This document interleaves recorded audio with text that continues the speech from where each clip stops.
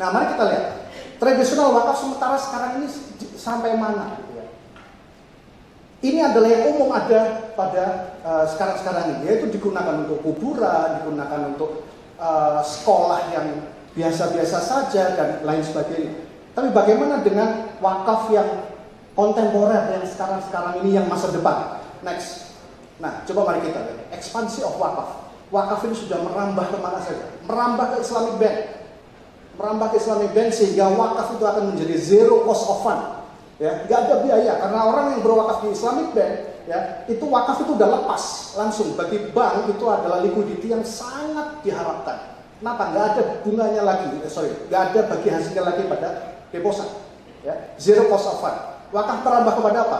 Wakaf merambah pada Islamic Capital Market, saham, wakaf share. Ini adalah salah satu cara kita untuk menyelamatkan perusahaan-perusahaan BUMN kita dari pembelian oleh asing. Caranya bagaimana? Setiap ada BUMN yang go public yang mengeluarkan isu saham baru, kita beli, kita wakafkan. Kita beli, kita wakafkan. Semua yang keluar kita beli terus, kita wakafkan terus. Sehingga tidak memberikan kesempatan investor luar negeri untuk membeli saham tersebut. Sehingga kita akan punya kedaulatan. Kenapa? Karena semua saham BUMN itu kita wakafkan. Kemudian wakaf juga merambah takaful. Takaful, uang pertanggungan itu bisa diperjanjikan di awal bahwa kalau nanti saya meninggal maka uang pertanggungan untuk anak saya yang mestinya anak saya dapat 2 miliar ataupun 3 miliar, 40%-nya saya wakafkan. Sehingga saya wakafkan misalnya ke UNER dalam misalnya 1 miliar, maka 400 juta itu UNER akan mendapatkan langsung cash wakaf. Nah, ini yang kemudian kekuatan dari wakaf. Next. Nah, saya kira Bapak Ibu sudah pernah ke sini. Tapi pernahkah Bapak Ibu melihat tulisan Arab yang ada di sana? Nah, gambar ini saya dapatkan dari Pak Supriyadi di UI Jawa Timur. Terima kasih, Pak. Tulisannya adalah, Latinnya adalah Wakaf Al-Malik Abdul Aziz lil Haramain Ar-Syarifain. Wakaf dari Raja Abdul Aziz untuk 2 masjid, yaitu Masjidil Haram dan Masjid Nabawi. Dengan apa? Dengan tanah wakaf di atasnya adalah dengan dibangun dengan suku Al-Ittifaq. Ya, suku Al-Ittifaq ini sudah sangat modern sekali. Ya, ini adalah foto yang saya ambil waktu saya haji 2015. Ini adalah di bawahnya Zamzam Tower. Kenapa itu menjadi contoh ideal untuk penerapan wakaf? Karena wakaf itu harus mencari proyek-proyek yang low risk. Low risk. Jadi kalau ada hotel dekatnya Masjidil Haram, semua pasti fully occupied. Kalau fully occupied, maka rental fee itu akan continue, selalu ada dan kemudian digunakan untuk operasional Masjidil Haram. Ya, next. Nah, mari kita lihat apa yang sudah dilakukan oleh Indonesia. Dompet Duafa melakukan hal yang sangat luar biasa, yaitu ini adalah salah satu rumah sakit di atas tanah wakaf, bangunan dibangun dengan cash wakaf, ya, sehingga pasien yang ke sana fakir miskin itu tidak membayar 0 rupiah, hanya 0 rupiah. Plus dia sudah mendapatkan treatment di sana. Menginap di sana, terus kemudian dapat obat, ya, dapat obat.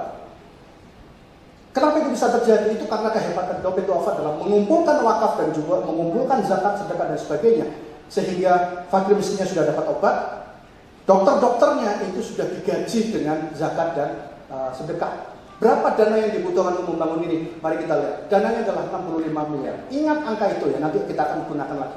Next. Nah, ini adalah tulisan saya bersama istri saya, itu suku link wakaf dan kesehatan. Artinya ini bisa membantu meringankan beban BPJS. Next. Nah, mari kita lihat. Wakaf uang kita harus banyak belajar dari Singapura.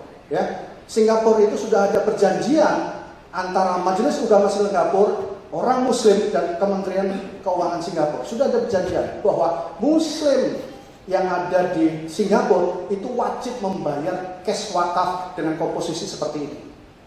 Apabila ada Muslim pekerja di Singapura Muslim bergaji 10 juta per bulan, maka dia wajib bercash wakaf, berwakaf uang itu 30 ribu.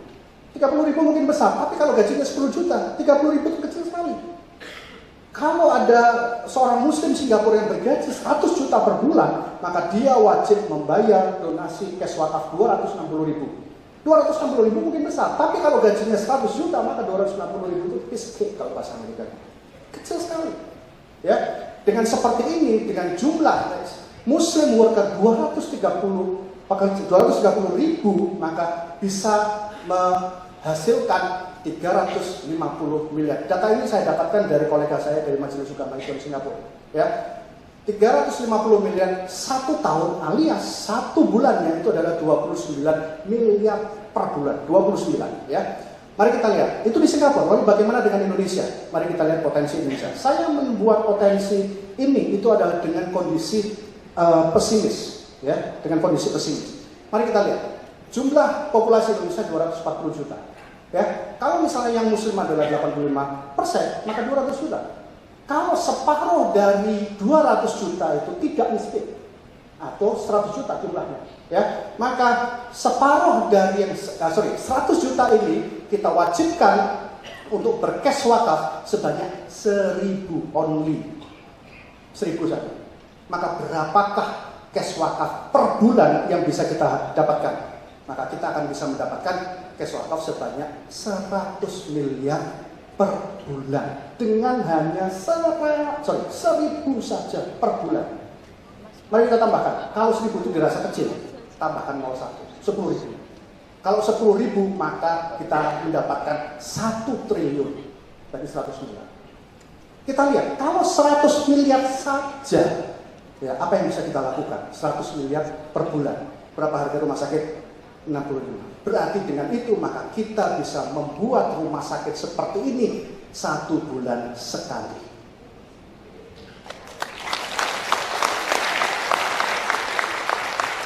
Baik, lanjut. Nah, wakaf blockchain, ini kita sudah akan memasuki era 4.0. Wakaf blockchain ini saya tulis di Koran Republika. Apa blockchain itu? Ya, blockchain ini sebetulnya adalah teknologi untuk Bitcoin sebetulnya. Ya, teknologi untuk Bitcoin yaitu cryptocurrency. Ya. Nah, mari kita lihat ilustrasi yang sederhana, ilustrasi tentang wakaf yang manual. Contohnya ada ibu penjahit yang mesin jahitnya lagi rusak dan dia membutuhkan betul-betul mesin jahit yang baru. Dia mendatangi pengelola wakaf. Ya, ibu itu bilang pada pengelola wakaf, saya butuh mesin jahit, orderan saya banyak. Ya, kemudian nazir atau pengelola wakaf itu mendatangi wakif. Ya, wakif ini adalah calon orang yang berwakaf. Mendatangi. Nazir mengatakan pada wakif, Pak Wakif, ini ada ibu-ibu yang membutuhkan 20 juta. Mau nggak berbagi wakaf 20 juta? Oke, misalnya wakif mau dengan 20 juta. Ya. Kemudian, tanpa sepengetahuan wakif A, nazir ternyata pergi ke wakif B. Pergi ke wakif B dan mengatakan hal yang sama, bahwa ibu penjahit ini membutuhkan mesin jahit, maukah wakif B untuk kemudian berwakaf? Misalnya mau. Berarti anak nazir ini sudah mengumpulkan 40 juta. Maka pertanyaannya adalah, nazir beli mesin jahit itu menggunakan uangnya siapa? Wakif A yang sudah dibayar pertama 20 juta atau wakif B? Nah, ini adalah masalah moral azhar. Ya. Ini terjadi karena kita tidak pakai teknologi. Kalau pakai teknologi maka akan menjadi seperti ini. Ketika ibu penjahit itu datang kepada nazir membutuhkan 20 juta, maka ibu penjahit nazir tadi, pengelola tadi itu akan mengupload data di internet mengatakan bahwa ada ibu penjahit yang sedang membutuhkan mesin jahit seharga 20 juta. Kemudian kalau ada wakif A yang setuju kemudian membayar 20 juta, maka wakif A akan mendapatkan encrypted code. Apa sebetulnya encrypted code? Encrypted code ini adalah suatu angka yang kita tidak akan paham. Angka yang campuran, ada angka, ada huruf, ada besar, ada kecil yang kita tidak tahu. Tapi di dalam situ isinya adalah jumlah dana, waktu, donatur, penerima, tujuan, dan lain sebagainya. Ya, sehingga encrypted code ini akan merekod perjalanan wakaf uang apakah sampai pada penjual mesin jahit. Kalau misalnya nazir itu melakukan fraud atau nakal, ketika dia sudah menerima uang dari wakif A, kemudian dia belikan mesin fotokopi, akan mintanya mesin jahit, tapi nazir dia belikan fotokopi, maka akan ketahuan di sini. Wakif A akan tahu melalui encrypted code ini bahwa nazir telah melakukan kecurangan. Sehingga ini akan mengurangi kecurangan dan otomatis akan menaikkan transparansi. Oke, manfaat optimalisasi wakaf. Yang pertama adalah penyediaan barang publik secara non-fiskal. Artinya kalau wakaf ini dikembangkan, maka pemerintah, beban pemerintah itu akan berkurang. Kenapa? Karena masyarakat sudah bantu. Muhammadiyah, Nahdlatul Ulama itu wakafnya sudah sangat luar biasa untuk membantu masyarakat umum dalam hal pendidikan dan kesehatan. Coba kalau tidak ada wakaf dari Muhammadiyah dan NU, beban pemerintah akan berat sekali. Oleh karena itu, mari kita kembangkan wakaf supaya membantu pemerintah. Ya. Yang kedua, penyediaan lapangan kerja. Wakaf ini bukan beban dari ahli-ahli ekonomi Islam, bukan. Wakaf ini bisa juga Bapak Ibu kerjakan. Bapak Ibu yang dokter itu bisa mengatakan bahwa saya setiap hari Kamis praktek saya wakafkan. Itu adalah yang paling simpel.